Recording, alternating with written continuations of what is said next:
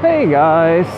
So, it is Fancy Friday, and yet again I am seeing how things work out if I walk to the office while filming one of my episodes. And as you can imagine, being in a full three-piece suit and walking down the street talking to my phone is,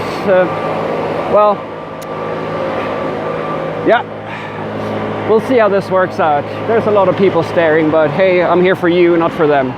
Anywho, let's get into it. So today we are going to talk about tooling and tools that I pick and why, kind of the way that I think about tools in general. So let's get into that. You see, I've had a few questions from a few subscribers who are asking me things specifically about React Native, and they ask me, well, Fredrik, why don't you spend more time in React Native? Why aren't you doing anything with React Native? And that's an excellent question. It's the same sort of, well, rather, I will give you the same sort of answer as to the question, why don't you use Storybook? Why don't you use this tool or that tool or so forth?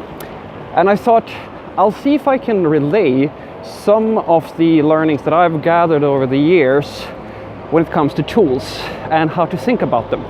So what I will do is that I will categorize tools into two different buckets. You have tools that are nice to have, and then you have tools that are must-haves.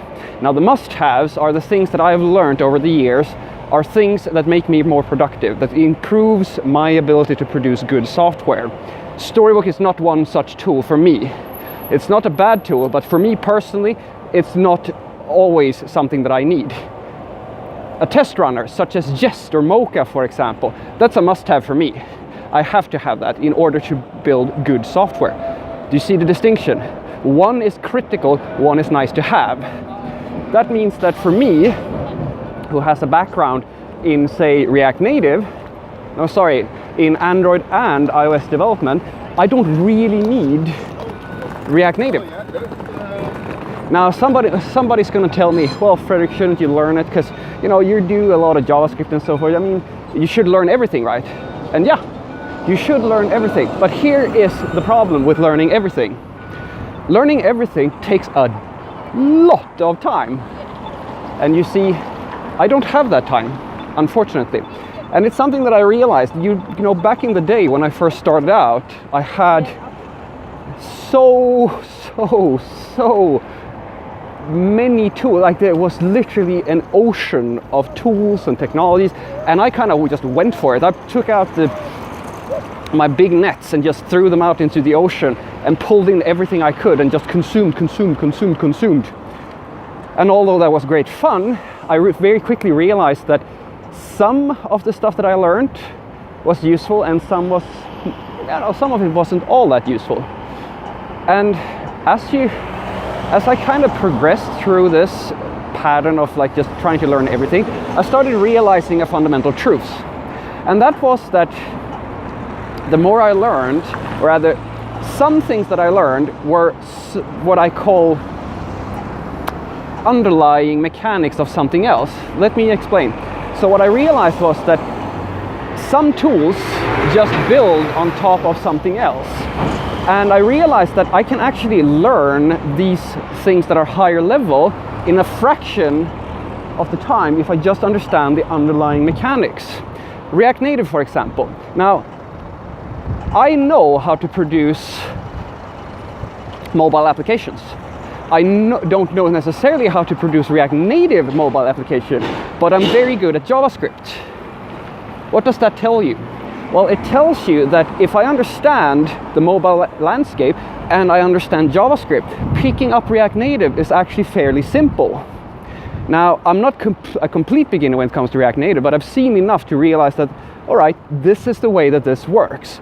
And because I understand everything, like the foundation that technology is built on, I can actually understand, okay, this is how it works. I can pick up this technology in a matter of days, maybe weeks.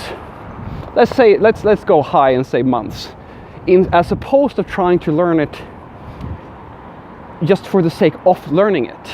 So that's what I realized, and that's where I am right today. I keep a good eye, like a steady eye, on every single piece of technology that I think has potential to become something. but I don't burn down in everything. The stuff that I focus on is the stuff that I know after experience is going to give me long-term value. This is actually why I tell people who are, who go into front end, for example, if you don't understand the server, you will never be as good as you can be, because it's a fundamental underlying piece of technology in order for you to be able to do the job that you do. It's that simple. It's the same thing with WordPress. If you only know how to work in WordPress, but you don't know how PHP works, it's the same sort of issue. You know the tool, but you don't understand it. I'll give you a great example. I am working on a video right now where I will build my own test runner. I will attempt to build something along the lines of Mocha or Jest. I don't know if it's good. It's not going to be as good as their stuff. I just want to see if I can do it, because I have enough experience with that tool to understand how it works. And then I want to try and build it myself. If I can, that means that I can sort of understand the underlying mechanics of how it works. Redux is the same thing. Most people use Redux in a lot of different front-end projects. I do as well, because it's good to have standards that people know about. But I can also build my own. I know how to build Redux. Not perfectly, but I know enough to be able to build it. And that's what you're going for. At least that's what I go for. That's my mindset. There are some tools that I learn when I need to learn them. And then there are tools that I depend on. And the tools that I really depend on, I try to go deep on. I try to understand them, because I know that knowing how the underlying foundation works for these sorts of tools is going to allow me to speed up my learning. If I understand the foundation, I can learn everything on top very quickly. That's how I think about it. Have a great day.